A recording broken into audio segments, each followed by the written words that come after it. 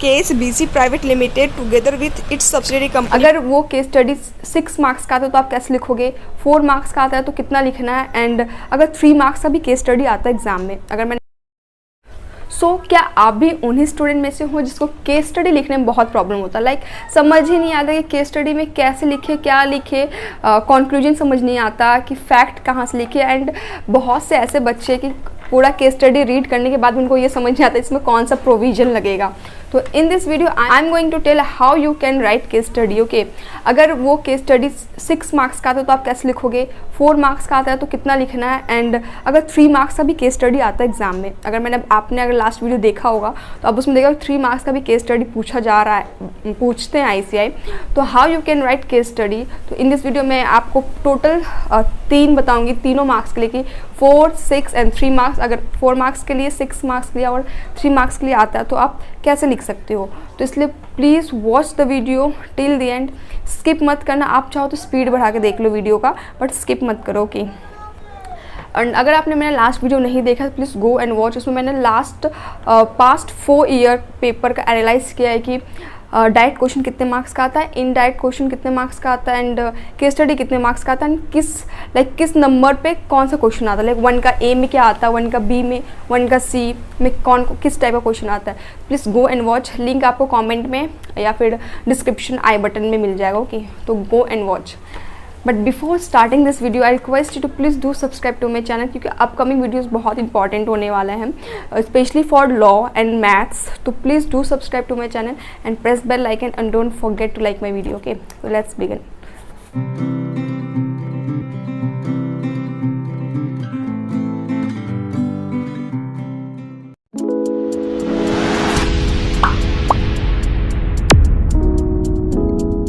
मैं answer sheet से आपको समझाने का ट्राई कर रही हूँ कि आप कैसे लिख सकते हो, किस तरीके से प्रोविजन, कंक्लूजन एंड आपको फैक्ट्स लिखने हैं, ताकि आप इजीली समझ पाओ कि ICI किस तरीके से उनको आंसर चाहिए। आप अपने हिसाब से लिखोगे तो आपके अकॉर्डिंग ICI नहीं चलेगा। You have to write answer according to ICI। Okay, तो मैं यहाँ पे जो सजेस्टेड आंसर है मैं वो उसके थ्रू आपको ट्राई कर रही हूँ समझाने का कि 4 मार्क्स का आता है तो कितना लिखना है, 6 मार्क्स का आता है तो कितना लिखना है, 3 मार्क्स का आता है तो कितना लिखना है। Okay, so let's start.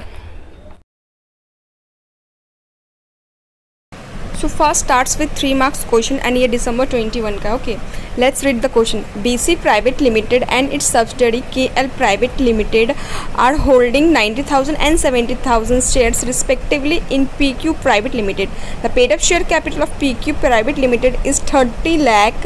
Analyzed with reference to provision of Companies Act 2013 whether PQ Private Limited is a subsidiary of BC Private Limited. ये first question है।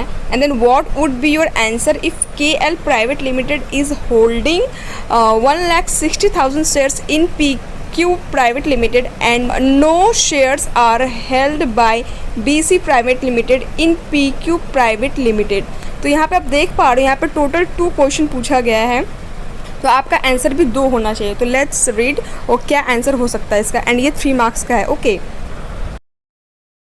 नाउ अब देखते हैं आंसर कैसे लिखते हैं। एज यू नो हमें केस स्टडी को 3 पार्ट में लिखना रहता है। First one is provision, then present fact and then conclusion. Okay, तो यहाँ पे चलो देखते हैं कि क्या कैसे लिखा हुआ है। यहाँ पे भी सेम वे में लिखा है। पहले आप ऊपर देख सकते हो, पहले प्रोविजन लिखा हुआ है, फिर प्रेजेंट फैक्ट लिखा हुआ है and then at the last conclusion लिखा हुआ है। ओके, तो यहाँ पे आप देखो, अगर आपको सेक्शन याद है तो ही आप सेक्शन लिखना, अदरवाइज रॉन्ग सेक्शन मत लिखना। रॉन्ग सेक्शन लिखने से क्या होता है, मार्क्स कट जाता है। ओके, तो डोंट राइट सेक्शन अगर आपको याद नहीं है। तो आप यहाँ पे देख वैसे सब्सिडरी कंपनी का पहले डिफाइन किया हुआ है, सब्सिडरी कंपनी क्या है, एंड जो आपके मॉड्यूल में सेम टू सेम पूरा यहाँ पे लिखा हुआ है। तो एंड अब फिर अब देखो यहाँ पे आपको एज यू नो कि यहाँ पे 2 क्वेश्चन पूछा है तो आपको 2 आंसर लिखना पड़ेगा। तो in the instant case BC private limited together with its subsidiary company, पूरा यहाँ से लेके यहाँ तक देखो आप, ये क्या है, ये है प्रेजेंट फैक्ट। अब कंक्लूजन देखो यहीं पे अलग से लिखा नहीं है, बट जब कंक्लूजन लिखते हैं तो हम लोग ऐसे यूज़ करते हैं like hence PQ private limited is subsidiary of BC limited.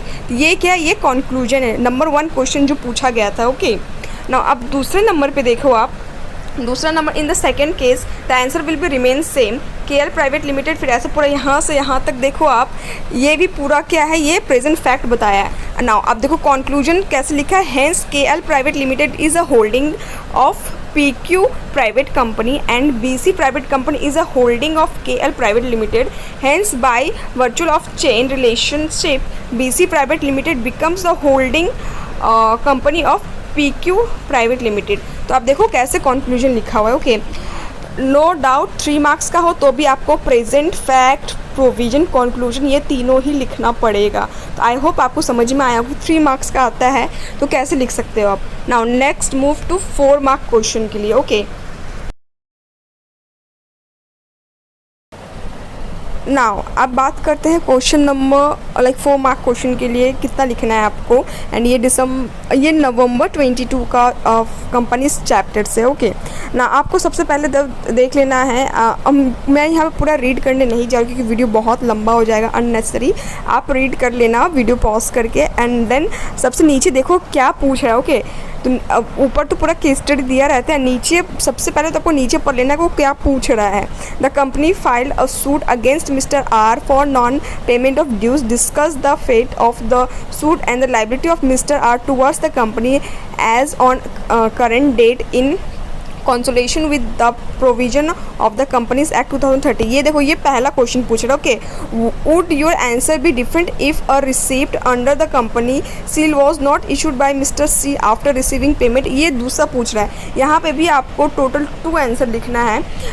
तो चलो देखते हैं कि कैसे आंसर लिख सकते हो। ओके, नाउ ये क्वेश्चन 4 मार्क का है, फिर भी you have to write first provision then present fact then conclusion. Okay, तो एज यू कैन सी यहाँ पे पहले प्रोविजन लिखा हुआ है, what is indoor management.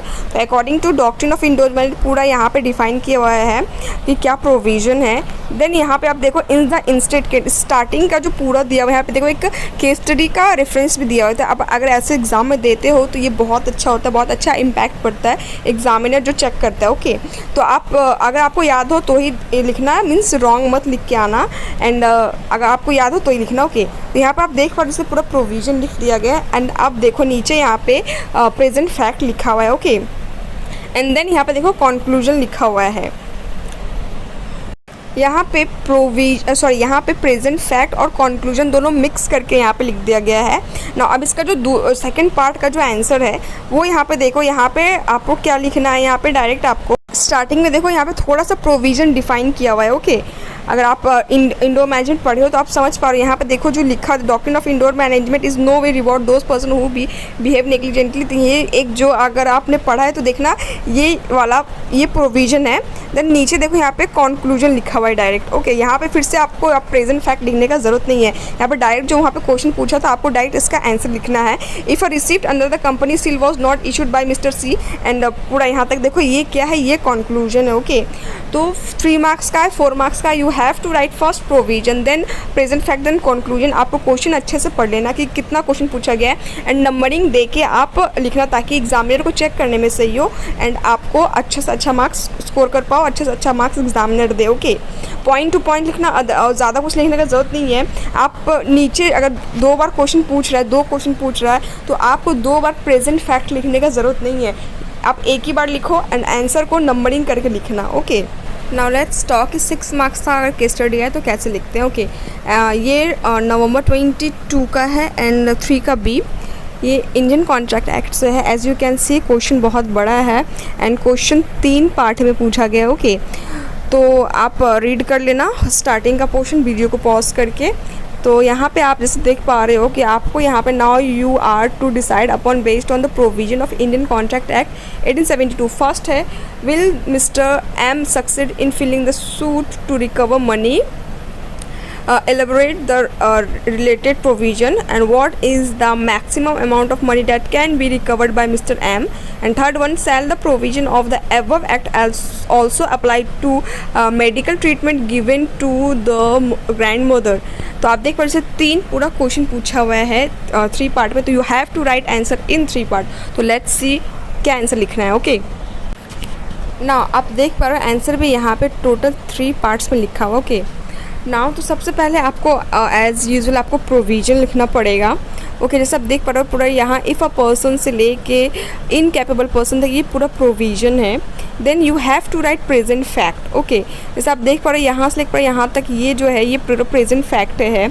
Now first का जो आंसर होता है कैसे लिखा है, hence mister M will succeed in filing the suit to recover the money. Okay, बस एक लाइन है यहाँ पे कंक्लूजन है। You don't need to write so many lines कि आपको ऐसे अननेसेसरी लाइन्स लिख के आपको क्या मार्क्स मिल जाएगा, ऐसा ज़रूरी नहीं है। अगर आप सिंगल लाइन भी लिखते नहीं, ये पॉइंट टू पॉइंट है जो आंसर वहाँ पे चाहिए एग्जामिनर को, तो you will get marks. Okay, ना अब देखो बी का 2 नंबर यहाँ पे again you don't need to write instant case, means आपको प्रेजेंट फैक्ट लिखने की जरूरत नहीं है, just write the conclusion. Okay, ना अब 3 नंबर में जैसे आप देख पा रहे हो यहाँ पे डायरेक्ट आपको कंक्लूजन ही लिखना है, like necessary will includes the emergency medical treatment, hence the ever provision will also apply to medical treatment given to the grandmother as Y is legally bound to support his grand mother.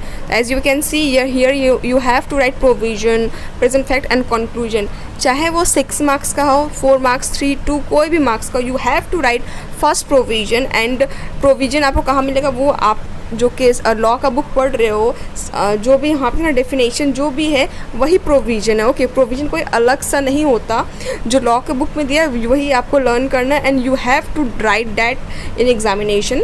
And present fact जो question दिया हुआ है वही present fact होता है। और conclusion means कि आपको प्रोविज़न एंड प्रेजेंट फैक्ट को देखने के बाद क्या लग रहा है, आपको कंक्लूजन लिखना है। ओके, कंक्लूजन एकदम पॉइंट टू पॉइंट होना चाहिए, जो क्वेश्चन पूछता है आपको उसी बेस पे लिखना है। ऐसा ना हो कि प्रोविज़न कुछ अलग हो एंड आपका कंक्लूजन कुछ अलग हो तो आपको मार्क्स नहीं मिलेगा। ओके, एंड इसको मायने में रखो कि यहाँ पे स्टेप मार्किंग होता है, तो you have to write first provision conclusion and then you have to write first provision then present fact conclusion सबसे एट द एंड लिखना एंड अकॉर्डिंग टू क्वेश्चन ही लिखना। ओके, अपने मन से मत लिखना। तो आई होप आपको समझ में आ गया होगा। आई होप आपको टोटल क्लैरिटी हो गया होगा कि कैसे लिखना है, कितना लिखना है। बट आपको अगर वीडियो थोड़ा भी अच्छा लगा तो please do like and don't forget to subscribe to my channel as upcoming video is going to be very important for you. Okay, तो please do subscribe to my channel and like my video. Thank you so much.